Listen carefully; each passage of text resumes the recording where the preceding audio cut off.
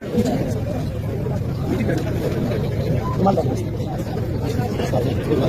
اللہ الرحمن الرحیم. شروع اللہ کے نام سے جو بڑا مہربان تمام حضرات روشن پڑھ رہے ہیں.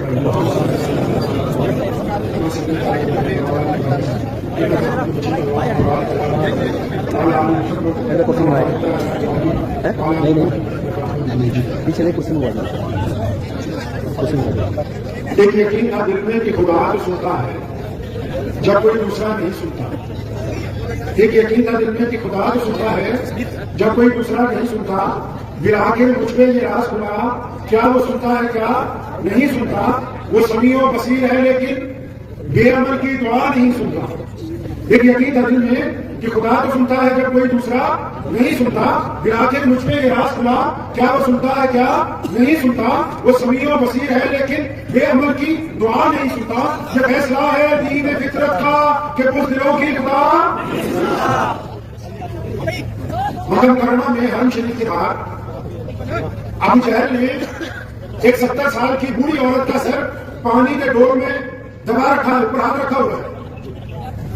اور جب کچھ دیر بعد اسے لگا کہ یہ مر گئی ہوگی, اس کا دم نکل گیا ہوگا, تو جب اپنا ہاتھ ہٹاتا ہے اس بڑھیا کے سر سے, وہ پانی کے ڈور میں سے اپنا سر باہر نکالتی ہے تو کیا کہتی ہے اللہ اکبر کہ میں تو صرف ایک اللہ کی عبادت کرنے والی ہوں.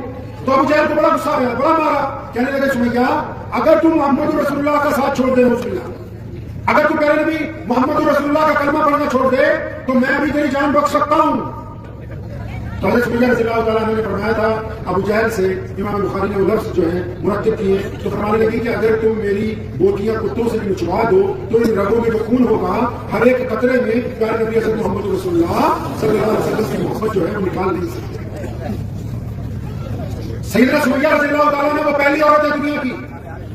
یہ اتنا بڑا دین جو پوری کائنات میں آج پھیلا ہے, جس میں بڑے بڑے امام ہیں, بڑے بڑے محدث ہیں, بڑے بڑے اللہ کے ولی موجود ہیں, بڑے بڑے مسلمان این جی اوز کے مالک ہیں, بڑی بڑی کمپنیاں ہیں, بڑے بڑے مدارس ہیں.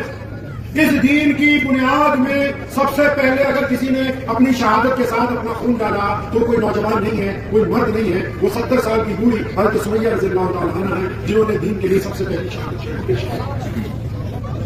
ابو جہل کو اتنا غصہ آیا تھا کہ اس نے سیدنا سمیہ رضی اللہ تعالیٰ عنہ کے دونوں پیر الگ الگ اونٹوں سے بندھوائے گئے اور پھر پوری طاقت سے دوڑائے, جسم کے 2 ٹکڑے کر دیے. لیکن کائنات کے سامنے سیدنا سمیہ رضی اللہ تعالیٰ عنہ نے یہ دستور پیش کیا کہ جن بھی لوگوں نے کلمہ لا الہ الا اللہ محمد رسول اللہ صلی اللہ علیہ وسلم دل و زبان کے ساتھ جنہوں نے اقرار کیا ہو, دنیا کی جو مصنوعی طاقتیں ہیں, دنیا کی جو باطل طاقتیں ہیں, وہ ان کے دل سے, زبان سے, رگوں میں سے محمد رسول اللہ صلی اللہ علیہ وسلم کا کلمہ نکال دیا.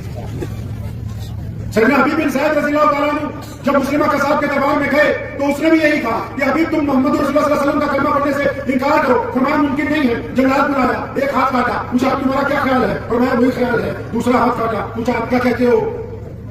فرمایا جب میں مدینے سے چلا تھا نا, میرے 7-8 بچے, 2-3 تو ابھی پاؤں پہ چلتے بھی نہیں, ہلتے پھرتے ہیں. رسول اللہ کے حکم میں مجھے اپنے بچوں کی نہیں یاد آئی تو مجھے میری موت سے کرانا چاہتا ہے.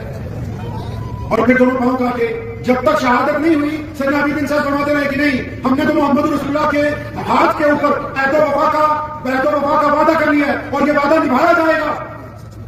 اور یہ وعدہ صرف میدان جنگ میں نہیں نبھایا جاتا, یہ وعدہ گھر میں بھی نبھایا جاتا ہے, یہ وعدہ مسلح پر بھی نبھایا جاتا ہے, یہ وعدہ کاروبار میں بھی نبھایا جاتا ہے, یہ وعدہ رشتہ داروں میں بھی نبھایا جاتا ہے, یہ وعدہ سفر میں بھی نبھایا جاتا ہے. اور جس مسلمان جو محمد رسول اللہ سے کیے ہوئے وعدے یاد نہ رہے پھر وہ مسلمانی میں لذت باقی نہیں کرے. ایک صحابی رسول ہیں, گھوڑا خریدنے گئے, بیچنے والے کو پوچھا کتنے کا ہے؟ فرمایا 200 دینار کا. کہنے لگے مجھے کچھ مہنگا لگتا ہے. تو کہنے لگا آپ 400 دے دیں. فرمایا ہاں میں 400 دوں گا, لیکن مجھے اس کی قیمت اس سے بھی زیادہ لگتی ہے. تو اس دیہاتی نے کہا کہ آپ 600 دے دیجیے. فرمایا مجھے تو 600 سے بھی زیادہ لگتا ہے. 1000 پر پہنچ گئی قیمت, اور وہ گھوڑا تھا بھی 1000 کا ہی. اس بندے کی بیٹی کی شادی کی مجبوری میں بیچ رہا تھا. جب غلام نے کہا صحابی رسول سے کہ آپ نے سستی چیز مہنگی کیوں خریدی؟ فرمایا میرے کریم رسول نے ہم سے وعدہ لیا تھا کہ میرے صحابہ تم نے بیپار کرنا ہے, سامان خریدنا ہے, مجبوریاں نہیں خریدنی ہے. کسی کی مجبوریاں نہیں خریدنی, کسی کے ساتھ دھوکہ نہیں کرنا, کسی کے ساتھ بےایمانی نہیں کرنی. آدم اللہ کے فضل و کرم سے اس کریم رسول کہیے صلی اللہ علیہ وسلم, صلی اللہ اس کریم رسول کی امت میں سے ہیں جو قدم قدم پر انسانوں کے ساتھ محبت کرتے ہیں. اور ایک سنت ہم نے چھوڑ دی, فجر کی سنتیں تو ماشاءاللہ پڑھتے ہیں, کچھ لوگ اثر کی بھی پڑھ لیتے ہیں, کچھ لوگ عشاء کی بھی پڑھتے ہیں, وتر بھی پڑھتے ہیں. داڑھی بڑھانا سنت ہے, پوچھے کٹوانا سنت ہے پاجامہ ٹکنوں سے اونچا رکھنا سنت ہے، لیکن جو 24 گھنٹے والی سنت تھی، جو ہمیشہ والی سنت تھی، جو ہر وقت چلانے والی سنت تھی، جو گھر میں کام آنے والی تھی، جو کاروبار میں کام آنے والی تھی، جو تعلیمی اداروں میں کام آنی تھی، جو چلتے پھرتے ہوئے کام آنی تھی، جو رشتہ داری کے بیچ میں کام آنی تھی، اب اس سنت کو چھوڑ دیں۔ تو وہ کون سی سنت ہے؟ اگر میں پوچھوں گا تو کئیوں کو پتہ ہی نہیں ہوگا وہ سنت کون سی ہے، اس سنت کا نام کیا ہے نہیں پتا ہوگا، کیونکہ آج کل دور چل پڑا ہے فتووں کا، ہے نا جی؟ ہم فتوے والے مسلمان ہو گئے، تو فتوا بھی کس کو چاہیے؟ فتوا کبھی آپ نے سنا کہ کوئی بندہ اپنے لیے لینے گیا ہو، کہتے ہیں میرا بھائی ایسے غلط کام کرتا ہے فتوا لینے آیا، ہم نے مسجد کے امام صاحب کو آٹھانا ذرا فتوا دیو، ہمیں بھی توڑنی ہے مدرسے کی ذرا فتوا دیو، ہم نے تو بڑا متولی کو اتارنا ہے ذرا فتوا دیو۔ فتوا بھی آج کی تاریخ میں اپنے لیے نہیں مانگ رہے۔ آپ نے سنا ہوگا نا کچھ لوگ یہ کہتے ہیں کہ بھائی ہمیں تو سچ بولنے کی بڑی عادت ہے، کچھ لوگ یہ کہتے ہیں ہمارے گھر میں، ہمارے معاشرے میں، ہمارے محلے میں یا ہماری مسجد میں ایک آدھا بندہ ایسا ہوتا ہے جو لوگوں کو پتا بڑے طرح سے کہتا ہے ابھی ہم تو جو کہتے ہیں منہ پہ کہہ دیتے ہیں۔ سنا ہوگا آپ نے کسی سے نہیں سن رکھا ہے؟ تو جو بندہ یہ کہتا ہے کہ میں جو کہتا ہوں منہ پر کہہ دیتا ہوں، اس سے بڑا بے ایمان کوئی پیدا ہی نہیں ہوا، اس سے بڑا گدھا کوئی ہے ہی نہیں۔ کیونکہ اگر یہ سچ بولنے کی عادت ہوتی تو یہ بتاتا بھی جوانی میں کتنی بار زنا کیا، کب کب چھپ کے شراب پی، کس کے ساتھ 2000 کی ٹھگی ماری، کس کی بہن کی طرف زنا کی نگاہ سے دیکھا، یہ تو اپنا بھی سچ بتاتا ہی نہیں، یہ تو کہتا نہیں کبھی اپنے سچ کے بارے میں، کبھی نہیں کہتا کہ میرا بیٹا نماز نہیں پڑھتا، کبھی نہیں کہتا کہ میری بیوی سے نہیں بنتی، اس نے تو کبھی نہیں کہا کہ میں نے اپنے باپ کو گالی دی ہے، یہ تو کبھی نہیں کہتا کہ میں تو اپنی ماں کا کہنا نہیں مانتا ہوں، یہ سچ نہیں بولتا ہے، یہ لوگوں کی بے عزتی کرنے کے بہانے ڈھونڈتا ہے، یہ لوگوں کی عزت نیلام کرنے کے طریقے تلاش کرتا ہے، اور یہ اس لیے تلاش کرتا ہے کیونکہ اس نے دین نہیں پڑھ رکھا۔ رسول اللہ کی تو پہلی سنت ہے نماز کی فرضیت سے پہلے، روزہ فرض ہونے سے پہلے، زکات کے حکم سے پہلے، حج کے حکم سے پہلے، جہاد کے حکم سے پہلے جو رسول اللہ کی محبوب ترین سنت ہے کیا ہے ہمیں بھی نہیں پتا ہوگا۔ میں قصہ سناتا ہوں، اسے سمجھیے۔ حضرت انس رضی اللہ تعالیٰ عنہ بچے ہیں، 10-15 سال کے بچے، رسول اللہ صلی اللہ علیہ وسلم کی خدمت میں آ گئے، خدمت وہی کرتے ہیں، پانی پلاتے ہیں مہمانوں کو، کھانا کھلاتے ہیں، چٹانیاں سیدھی کر دیتے ہیں، رسول اللہ کی خدمت میں کئی عرصہ گزر گیا، مدت گزر گئی، 30 سال گزر گئے۔ فرماتے ہیں کہ میں نے اپنے دل پہ سوچا انس یہ کریم رسول سب سے اتنا پیار کرتے ہیں، تجھ سے بھی اتنا پیار کرتے ہیں، یار ساری دنیا کہتی ہے رسول اللہ ہم سے پیار کرتے ہیں، انس کچھ ایسا کرو کہ رسول اللہ صلی اللہ علیہ وسلم کو نعوذ باللہ غصہ آ جائے اور تمہارے 1-2 چکر لگ جائے، پھر ساری دنیا کہے گی، سارے صحابہ کہیں گے کہ رسول اللہ ہم سے پیار کرتے ہیں، صرف انس ہوگا جو فخر سے یہ کہہ سکے گا کہ میں نے رسول اللہ صلی اللہ علیہ وسلم کے ہاتھ سے مار دکھائی۔ عشق کی بات ہے نا، عاشق کے جو انداز نرالے ہوتے ہیں اپنے اپنے، یہ عشق کی بات ہے۔ تو حضرت رضی اللہ عنہ فرماتے ہیں کہ میں نے پلاننگ شروع کر ارادہ کر لیا کہ کوئی ایسا کام کرنا ہے کہ نبی علیہ السلام کچھ غصے میں میرے چپت ایک آدھی لگاتے، مکہ بناتے، ڈانٹتے ہیں مجھے، تو فرماتے ہیں کہ مدت گزر گئی، موقع نہیں ملا، تو ایک دن اچانک موقع مل گیا۔ اچانک کیسے موقع ملا؟ نبی علیہ السلام مسجد نبوی میں تشریف رکھتے ہیں،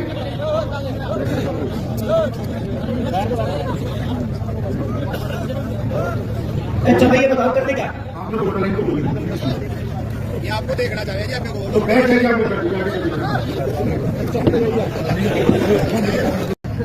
رضی اللہ تعالیٰ فرماتے ہیں کہ ایک دن موقع مل گیا، عصر کی نماز کے بعد رسول کریم صلی اللہ علیہ وسلم مسجد نبوی میں اکیلے تھے اور کچھ مہمان ان کو ملنے آ گئے۔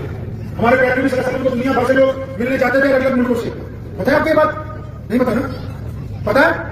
ایک اور قیمتی بات بتا دوں سر، آپ حضرات کو تو شاید بتاؤ، عام مسلمانوں کو بتا دیتا ہوں، میں کھالی سیدھی صاحب کو بتا دیتا ہوں جا کے۔ مدینہ کا نام سنا؟ مدینہ کیوں مشہور ہے؟ کہاں؟ کیونکہ وہاں پہ نبی صلی اللہ علیہ وسلم کی آرام کا ہے، روزہ مبارک۔ لیکن کبھی سنا کہ مدینے میں اتنا پیار رسول اللہ کو کیوں تھا؟ مدینہ کیوں چلے گئے؟ پتہ ہے؟ تبھی کہہ رہا ہوں مولویوں کی تنخواہ ٹھیک کر دو،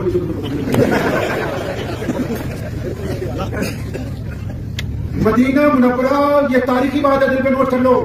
مدینے کے لوگ رسول اللہ کا انتظار اس لیے کرتے تھے، مدینے سے رسول اللہ کو اس لیے محبت ہوئی، مدینے کی طرف رسول اللہ نے ہجرت اس لیے کی کیونکہ مدینے میں حضرت عبداللہ کی بارات گئی تھی، کیونکہ میرے نبی کا ننہال ہے مدینہ المنورہ، رسول اللہ صلی اللہ علیہ وسلم اپنے ننہال کی طرف گئے۔ یہ تاریخی بات ہے، مسلمان بھولے ہوئے تھے۔ اور جہاں رسول اللہ صلی اللہ علیہ وسلم کا روزہ ہے اس کے قریب ہی حضرت عبداللہ علیہ السلام رسول اللہ صلی اللہ علیہ وسلم کے جو مالک ہیں ان کا روزہ بھی ہے۔ جب جاؤ تو انشاءاللہ تعالیٰ زیارت کر لینا انشاءاللہ۔ تو بات مدینے کی چل رہی تھی تو بیچ میں اس لیے گفتگو کر دی کہ بھائی میں یاد کرواتا رہتا ہوں، ایک جگہ ہم لوگ گئے تو پوچھا مولانا صاحب کی تنخواہ کتنی ہے؟ مسجد بڑی عالیشان تھی، کہنے لگے کہ 7,000 دے رہے ہیں۔ وہ تو دیہات میں سب کو ہی پتا، جتنا ووٹ ڈالے گا اتنا ہی لکھا ہوگا۔ اب تم فتوا والا ووٹ ڈالنے تھوڑا تھوڑا، ہم بھی کہتے ہیں کہ چودھری گڈی چڑھوں گا پھر باتیں کریے۔ تو وسلم فرماتے ہیں کہ نماز کے بعد رسول اللہ صلی اللہ علیہ وسلم اکیلے تھے, کچھ لوگ یمن سے ملنے آ گئے تو مجھے فرمایا انس بھاگ کے بازار جاؤ, مہمانوں کے لیے ناشتہ لاؤ. تو رسول اللہ صلی اللہ علیہ وسلم کے جو دو فرسٹ پیے, کون؟ حضرت بلال رضی اللہ تعالیٰ عنہ, حضرت ابو ہریرہ رضی اللہ عنہ. یہ دونوں فرسٹ پیے ہیں نبی علیہ السلام کے, پرسنل اسسٹنٹ ہیں, جن کے پاس راز کی باتیں بھی ہیں, جن کے پاس سارا حساب بھی ہے, سارا کاروبار سب کچھ ان کے پاس ہے. دونوں اس دن کہیں گئے ہوئے تھے, انس تھے, فرمایا جاؤ بازار جاؤ. انس فرماتے ہیں جب میں بازار گیا نا تھیلا لے کے تو میرے دماغ میں بات آ گئی کہ انس آج موقع مل گیا ہے, آج موقع مل گیا ہے. اگر تم ناشتہ لے کے نہ جاؤ تو نبی علیہ السلام کو ظاہر سی بات ہے مہمانوں کے ساتھ بیٹھے, اور آپ صلی اللہ علیہ وسلم کو اگر غصہ آئے گا تو پٹائی تو میری ہونی ہے کہ ناشتہ لے کے تجھے بھیجا تھا. تمہیں تو پتہ ہی ہے مدرسے میں پڑھے ہو نہیں, اگر مولوی کہیں بھیج اور نہ آئے تو ایسا چھڑے گی ساری زندگی آ جائے. تو حضرت فرماتے ہیں کہ میں نے سوچا کہ اگر آج نہیں گئے نا, اس واقعے سے آپ نے سبق لینا ہے کہ رسول اللہ صلی اللہ علیہ وسلم کی وہ سنت کون سی ہے جس کا اتنی دیر سے میں ذکر کر رہا ہوں. فرماتے ہیں میں بازار گیا, ناشتہ نہیں خریدا, بیٹھ گیا ایک درخت کے نیچے, وہ تھیلا میں رکھ لیا اور بیٹھ گیا آرام سے, اور سوچ رہا ہوں ذہن میں کہ نبی علیہ السلام انتظار کر رہے ہوں گے, اب یہ ہو کیا ہوگا, یہ ہو کیا ہوگا. کہتے ہیں جب کافی وقت گزر گیا تو میں اس راستے کی طرف بار بار دیکھتا ہوں جو مسجد نبی سے آتا ہے بازار کی طرف. تو کہتے ہیں اچانک میری نگاہ پڑی تو خود کریم رسول محمد رسول اللہ صلی اللہ علیہ وسلم بازار میں تشریف لا رہے ہیں اور چہرے پہ پریشانی کے آثار ہیں. فرمایا میں سمجھا کام بن گیا. اب بندہ گیا ہی پٹنے کے لیے ہو کیونکہ میں نے تو کوئی ٹھکانی آج. فرمایا یہ تو عاشق کی بات ہے. فرمایا میں نے کہا آج کام بن گیا انس, آج ایک دو لگے نہیں, پوچھیں گے مہمان بیٹھے ہوئے آپ کہاں چلے گئے. فرماتے نبی علیہ السلام جب بازار میں آئے, جب ان کی نگاہ مجھ پہ پڑی تو میں اٹھ کے کھڑا ہوا, میں چند قدم چلا, محمد رسول اللہ تیز تیز چلے, اور میں اس وہم و خیال میں ہوں کہ شاید آج انس کی پٹائی ہوگی, آج باز پرس کی جائے گی, پوچھا جائے گا کہاں تھے, کتنی دیر لگا دی, کیا کیا تم نے ابھی تک ناشتہ نہیں لائے. فرمایا جب کریم رسول قریب آئے نا تو مجھے پوری طاقت کے ساتھ, پورے زور کے ساتھ اپنی چھاتی سے لپٹا لیا اور میرے سر پہ ہاتھ پھیرا, میرے کندھوں پہ ہاتھ پھیرا, اور نبی علیہ السلام کی آنکھوں میں آنسو ہیں اور پوچھتے ہیں میرے بیٹے انس چوٹ تو نہیں لگ گئی, کہیں گر تو نہیں گئے تھے, کسی نے مارا تو نہیں. میں تو سمجھا کہ بچے کو چوٹ لگ گئی. اور یہ دیکھو حضرت انس فرماتے میں اتنا رویا اور میرے دل نے کہا کہ وہ یہ کریم رسول ہیں جو برائی میں سے اچھائی کو نکال کے باہر رکھتے ہیں. تو کون سی سنت ہے رسول اللہ کی؟ صحابہ نے کہا کہ میں یقین وہ بندہ ہے نا, ہمیں اس میں بڑا شک ہے کہ یہ بندہ ٹھیک نہیں ہے. آپ صلی اللہ علیہ وسلم نے سنا, چپ رہے, پھر کہا, پھر کچھ نہیں کہا, پھر کہنے لگے یا رسول اللہ ہمیں شک ہے. غصہ آ گیا, فرمایا اس کی چھاتی پھاڑ کے دل دیکھا تم نے. رسول اللہ کی سنت سب سے پیاری سنت پازیٹیو سوچنا, سب سے پیاری سنت مثبت سوچنا, سب سے پیاری سنت اچھا سوچنا, سب سے پیاری سنت اپنے دل میں دوسرے کے لیے اچھا خیال لانا. اس سنت کو جس دن سے چھوڑ رکھا ہے, مسجد میں لڑائی ہے, بیوی سے لڑائی ہے, بھائیوں سے لڑائی ہے, محلے والوں سے لڑائی ہے, دوستوں سے لڑائی ہے, دوسری قوموں سے ناراضگی ہے. کیوں؟ کیونکہ اپنے پاس سے خیالات بھول لیے ہیں. ذرا سا کوئی فون نہیں اٹھاتا, بچہ مجھے جان بوجھ کے نہیں اٹھایا ہوگا, اگر کوئی نہیں ملا اپنے پاس سے کہہ دیا کہ یہ بدماش ہے. کسی خوبصورت بندے کو دیکھا سوچا یہ زناکار ہوگا, کسی مالدار کو دیکھا سوچا یہ ٹھگ ہوگا. ارے یہ رسول اللہ کا کام نہیں ہے, یہ مسلمانوں کا چہرہ نہیں. رسول اللہ نے ایسے نہیں پوری کائنات میں دین پہنچا دیا. پہلے دن جب اسلام کی بنیاد رکھی, جب کلمہ لا الہ الا اللہ لوگوں کو سمجھایا, جب محمد رسول اللہ کا حلف لیا تو یہ حکم ہو گیا. فرمایا جس میں خیر, جس میں معافی کا مادہ نہیں ہے اس میں بالکل خیر ہے نہیں. تو ہم کیا کر رہے ہیں؟ آپ آگے کوئی مرغی دیکھ لیے نا, پکڑا کے کھانا پینا, سعودی میں مرغی ذبح کر کے آ رہا ہے. اپنے کسی بھائی کو ترقی پہ دیکھ لیں, سوچیں اچھا کوئی غلط کام کیا ہوگا. اپنے پڑوسی کو خوشحال دیکھ لیں, اپنی بیوی کے متعلق غلط رائے قائم کریں. اپنے بھائیوں, یہ جو آپ نے اپنے دل سے الٹی رائے قائم کرنی شروع کی ہے, اس کی مخالفت کرتے ہیں رسول اللہ صلی اللہ علیہ وسلم. رسول اللہ چاہتے ہیں کہ آپ اچھا سوچیں. اچھا کیسے سوچیں؟ آپ بیمار ہو گئے, آپ کا رشتے دار بھی بیمار ہو گیا, اللہ فرماتے ہیں بندے کو گمان کے ساتھ. کس کے ساتھ اللہ کہتے ہیں؟ گمان کے ساتھ. ایک ریڈی والے نے ارادہ کر لیا کہ میں نے امپائر کھڑا کرنا ہے, میں نے کمپنیاں بنانی ہیں, تو پھر اللہ اس کے گمان کے ساتھ ہے. کل کا ریڈی والا آج کا تاجدار بادشاہ بنے گا.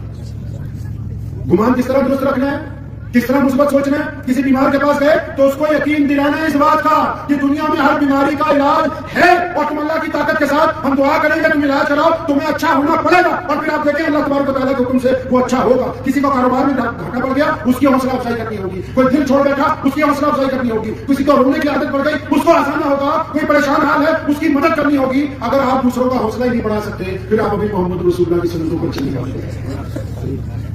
اچھا کیسے سوچتے ہیں پتہ ہے؟ ایک قصہ میں نے سنایا تھا, میں آپ کو سناتا. سلطان جلال الدین خوارزم شاہ ایک شہزادہ گزرا, اس کو ایک جنگ کے موقع سوچ دیکھو اچھی کیسے نہیں جائے. 10-1200 سے سپاہی تھے, کہیں سیر کرنے گئے کسی پہاڑی پہ, تو دشمنوں نے گھیر لیا. منگولوں نے 1 لاکھ فوجوں کو لے کے, اور جنہوں نے گھیرا انہوں نے چنگیز خان خود اس کی قیادت کر رہا تھا. اب جب انہوں نے گھیر لیا تو یہ جو بادشاہ تھا, اس کے جو جنرل تھے, ایک وزیر تھا, وہ پورے پہاڑ کے چکر لگا رہے کہ کدھر سے راستہ ملے ہم اپنے شہزادے کو نکال کے لے جائیں, اپنے سلطان کو بچا لیں. وہ ساری پہاڑی کا سروے کر کے جب سلطان کے پاس پہنچے تو وہ پہاڑی کی چوٹی پر کھڑا دشمن کے لشکر کو نکالا. سلام کیا, آپ نے اپنی بات بتانی ہے کہ میں نے راستہ ڈھونڈ لیا ہے. دو تین رستے چھپ کے نکل جائیں گے. ہم نے سلام کیا تو بادشاہ کو پوچھنے لگے پہلے ضرورت نہیں ہوتی نا کہ اپنی رائے جاتی دے دے کہ جناب ہمارے لیے کیا حکم ہے. اب ظاہر سی بات ہے کہ 1200 بندے 1 لاکھ فوجیوں میں پھنس گئے تو بادشاہ تو یہی کہے گا کہ رستہ ڈھونڈو کہاں سے نکلنا ہے. سلطان جلال الدین خارزم شاہ نے جب انہوں نے پوچھا ہمارے لیے کیا حکم ہے, کہنے لگے تم دونوں کہاں چلے گئے, میں بہت دیر سے یہاں کھڑا ہوں اور یہ سارے دشمنوں کو میں دیکھ رہا ہوں اور مجھے یقین ہے کہ اللہ کی طاقت سے میں نے فتح حاصل کرنی ہے. میری پریشانی یہ ہے کہ اتنا بڑا قبرستان کہاں بناؤں گا میں. یہ سوچ کی بات ہے, وہ مان نہیں سکتا. 1200 لوگ 1 لاکھ لوگوں کے اوپر کچھ نہیں کر سکتے. یہ اس نے اپنی سوچ کا جب اظہار کیا تو اس جنگ میں سے زندہ نکل گیا. اور جب اس نے پہاڑ کی چوٹی سے دریائے خرم میں چھلانگ ماری تھی نا تو چنگیز خان نے کہا تھا کہ اگر یہ میرا بیٹا ہوتا تو میں منگولوں کے جھنڈے کو وہاں لے کے جاتا جہاں شام کو سورج اٹھتا ہے. دنیا کو یہ تعلیم کس نے دی؟ یعنی محمد صلی اللہ علیہ وسلم. کیا ہم بدترین حالات میں اچھا سوچتے ہیں؟ ہم دوسروں کے متعلق اچھی رائے رکھتے ہیں. ہمارا پڑوسی چاہے ہندو بھائی ہو, چاہے سکھ بھائی ہو, چاہے دلت بھائی ہو, چاہے عیسائی بھائی ہو, ہم اس کے متعلق اچھی رائے رکھتے ہیں. ہم اپنے سگے بھائیوں کے متعلق اچھی رائے رکھتے ہیں. ہم اپنے پاس سے خیالات نہیں لاتے. کیوں؟ کیونکہ قرآن نے کہا واعتصموا بحبل اللہ جميعا ولا تفرقوا. فرمایا جتنی مرضی رسی بندوق سے اللہ کی پکڑ لو, لیکن اگر تم آپس میں لڑو گے تو تمہاری ہوا. تو پیارے نبی حضرت محمد رسول اللہ صلی اللہ تعالی علیہ وسلم کی اگر زندگی بڑھتے تو یہ نظر آتا ہے کہ کس طرح سماجی ویوستھا چلانی ہے, کس طرح مسجد چلانی ہے, کس طرح کاروبار چلانا ہے, کس طرح دوسروں کے ساتھ معاملات کرنے. اب کیونکہ ہمارے پاس وقت نہیں ہے, ہمارے پاس وقت نہیں ہے نبی علیہ الصلوۃ والسلام کو پڑھنے کا. ہم تو اسی کام میں بزی ہیں کہ کسی ٹائم کھینچ سکتے ہیں, کسی نہیں کھینچ سکتے. تو کم از کم کبھی نبی علیہ الصلوۃ والسلام کو بھی پڑھ لو. ہاں جی, میں کیا پڑھنے کے لیے گیا سہارنپور 10ویں کرا کے میں نے اپنے بھیجے کہ چلو موجود بنا, چلے گئے. اب وہاں مجھے 2-3 بندے ملے, ہم لوگ تو پنجابی ہیں. جب 2-3 بندے ملے تو مجھے ایک بندے نے کہا, کہنے لگے ہمارا جو 5 ہے نیچے ہے تو جہنم میں چلے جاؤ, اس کو اونچا کر. یہ بات میں اکثر لوگوں کو پوچھتا ہوں, آپ جو لوگ سامنے بیٹھے ہیں. میں نے گھر جا کے اپنے والد صاحب کو کہا, میں کہا تم تو کہا کرتے تھے ہمیں بچپن سے کہ ماں کے پیروں پیروں کے نیچے عزت رکھتے ہیں, وہ بتا اندر بولتے ہیں کہ ٹکنوں سے اوپر والی جگہ پہ. آپ بھی بتاؤ, پائجامہ اگر اوپر ہوگا کہاں جائیں گے بھائی؟ کھانا کھلائیں گے سب کچھ. پائجامہ اگر ٹکنوں سے اونچا ہوا کہاں جاؤ گے؟ ابھی نہیں بول رہے. جنت میں جاؤ گے نہیں, اور اگر نیچے ہو گیا جنت میں چلے گا. اور اسے سستی جنت کہاں ڈھونڈ رہے ہیں؟ اتنا دوبارہ کے بتاؤ. حضرت ابوبکر صدیق کو جس دن پتہ لگا یہ بات, رسول اللہ نے مسجد نبوی میں کہا اپنے لاچے, اپنی لونکیاں, اپنے آبا, اپنی سلوار ٹکنوں سے اونچی کر لو. سیدنا ابوبکر صدیق کو پتہ لگا تو بعض لوگ ہوتے ہیں نا, کئیوں کا جسم ایسا ہوتا ہے کہ بیلٹ بار بار نیچے ہو جاتی ہے. کچھ لوگ ہوتے ہیں نا, ابوبکر صدیق آیا رسول اللہ میرا لاچا تو میری لونکی کو اکثر ڈر لگاتی ہے, فرمایا تیرے لیے تھوڑی بات ہے. اس کا مطلب مسئلہ تو وہی ہے. انہوں نے پوچھا یا رسول اللہ یہ حکم کیوں دیا, حکم کیوں دیا, آپ بتاؤ کیوں دے دیا؟ وہ اتنی سستی جنت ہو رہی کہ ٹکڑوں میں پھنسا رکھی اللہ تعالیٰ نے. اچھے آپ چلے جاؤ کہ مولوی ٹائپ بچا کر اس کا پاجامہ نیچے ہوگا 200 بندے ٹوک دیں, اللہ جی پاجامہ اونچا کرنا کیوں کر لیں؟ کیا وجہ ہے؟ وجہ پتہ ہے آپ کا اونچا ہوتا ہے کیوں؟ سنت کیوں؟ خدا کے واسطے اسلام پڑھ لو, قرآن پڑھ لو, نبی اسلام کی زندگی پڑھ لو. اگر یہی حالت رہی تو پھر بس جنت میں جانے کے لیے تو اونچا کرنے سے اچھا بتا تو بھائی کیا بات ہو گئی؟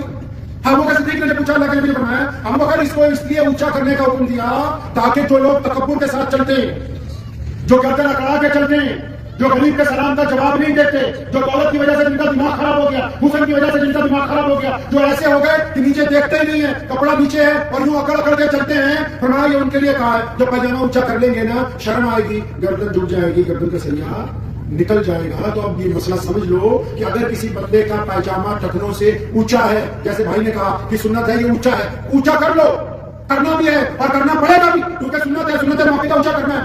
لیکن اگر یہ اونچا ہے, پائجامہ اونچا ہے اور اپنے ماں باپ کو گالی دیتا ہے, پائجامہ اونچا ہے ٹکنوں سے, اپنی بیوی کے منہ پہ تھپڑ مارتا ہے, پڑوسی سے اس کی بنتی نہیں ہے, اپنے بھائیوں سے نہیں بنتی, اپنی اولاد کے ساتھ بدتمیزی کرتا ہے, تو اب میاں صاحب اس کو ٹکنوں کی بجائے تو گھٹنوں پہ بھی کر لے گا, تب بھی اسلام کو دل سے کوئی نہیں.